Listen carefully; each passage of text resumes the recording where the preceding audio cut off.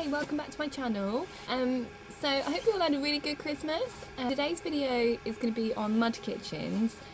I've set up a mud kitchen in our garden over the last kind of few days, which was actually a gift that my daughter got for her birthday. No, Christmas. Yeah, we just had Christmas, not with it until today. And I've been wanting a mud kitchen in the garden for a really long time because there's so many learning opportunities with a mud kitchen. And I'd love for her to spend time outdoors as well. So yeah, my husband had a bit of time off, so he's kind of been working on it with me, and we've kind of set up a corner in the garden which is for the mud kitchen area. So I wanted to show you around, but if you're not familiar with the benefits of a mud kitchen, if you're thinking about it but you don't really know much about it, then the learning opportunities are endless, really. The mud kitchen can be used in an open-ended way, so it's completely up to the child as to how they use it, the kind of creations they come up with, the things they make. So I love that. But also, there's so much language opportunity in the mud kitchen because children might be following a recipe to make a kind of like mud pie or something. So they're using language for measuring, for sorting, choosing different sizes of scoops and pans. They can make really pretty patterns with the resources they have. So if you've got shells in your mud kitchen, they could make patterns with shells and stones. They can use the resources for counting. So if you've got big rocks and things, children might want to line them up and sort them and count them, put them into different containers. So there's so many learning opportunities there. They can compare shape and size and measuring as well. So yeah, I love the learning opportunities that are available with a mud kitchen, and also there's so many fantastic benefits to children spending time outside as well. So we love spending time outdoors, and a mud kitchen can be used any time of year, not just in the summer. So yeah, I was super excited to get one set up. So I'm quite happy with the space that we've kind of segregated and what we've done so far. I don't feel like it's completely finished. I'm one of those people where I kind of have an idea and then I'll do it, but then I'm always changing it and adding things to it. I'm never satisfied. So I'm quite happy with it, and she's been using it and she loves it, which I'm super pleased about. But I feel like I might add some extra things and different touches to it. So at the moment we've got pine cones and shells and mud, and I want to add some rocks and some twigs and some kind of more opportunity for flowers and plant life as well. But I'll show you what we've got so far, and hopefully that'll give you some ideas if you're thinking of something similar.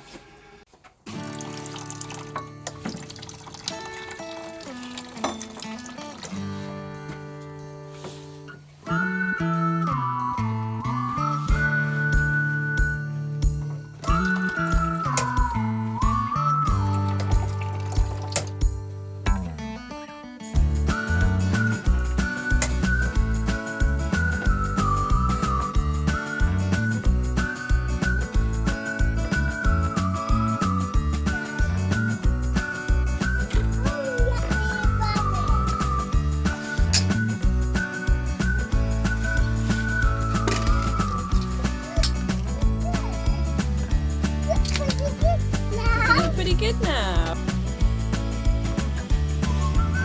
You want to put the shell in there?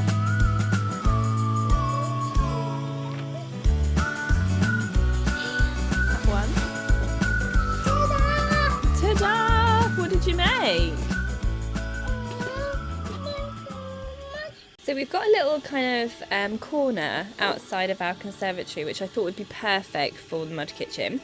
Over here we bought this tub from Garden Centre a few days ago, and I filled it with some topsoil which they can use to make their creations, and then we've got a couple of these scoops as well, which was super cheap. I think these were like a tenner or something, and then the scoops were like a couple of £. So this is the actual mud kitchen over here, which is a wall mounted one, because you can get them freestanding as well, but this one was pretty cheap. It was about £40 on Amazon. She got this from her granddad. We thought it'd be quite compact and would fit quite well in this area, but it's really good. The reason I like this one as opposed to other mud kitchens is it comes with this little water, I don't know what you call it, like a little tub thing with a little tap so that they can pour water out into this big bucket. And we've got a tap over here as well, so it gives them opportunity to access water as well, which they love. So we just fill this up with water, and then they can play with the water as well and get all muddy and everything.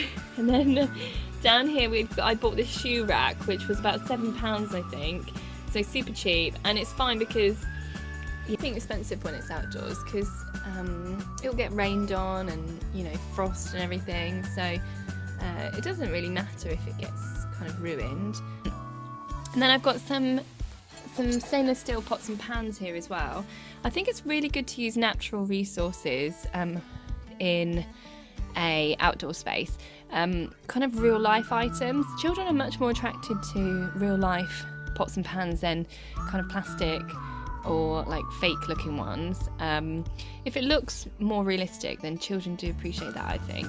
So we've got some pots and pans, and then a few hanging up here. And then over here we had a kind of pallet hanging around in the garden, which I did plan to do something with. I wasn't completely sure, but I thought this would be a great idea to use it as kind of a hanging space really. So my husband attached it to the wall, and then I've just put some baskets here at the bottom, and I've just put them on a little nail.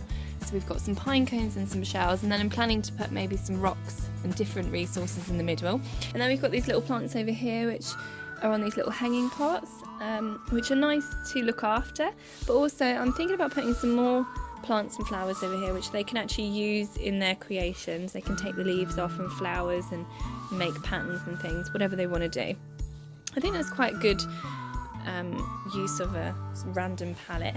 And then in the middle we've got a really like old table which we've had a really long time, and it's a little bit unloved, so I'm quite happy for it to be used outdoors and they can get it as messy as they want to. And then here we've just got some garlic that we've been growing, and then these really old chairs which I just got from the charity shop, which are a bit weathered because they've been out here a few months now, but they're absolutely fine for an outdoor space because it doesn't really matter if they get kind of ruined. So yeah, so this is our mud kitchen area, and I'm really happy with it at the moment. I think it's looking really good, and there's loads of space for them to get around, and they can use this table to make things on, so it gives them an extra kind of work surface.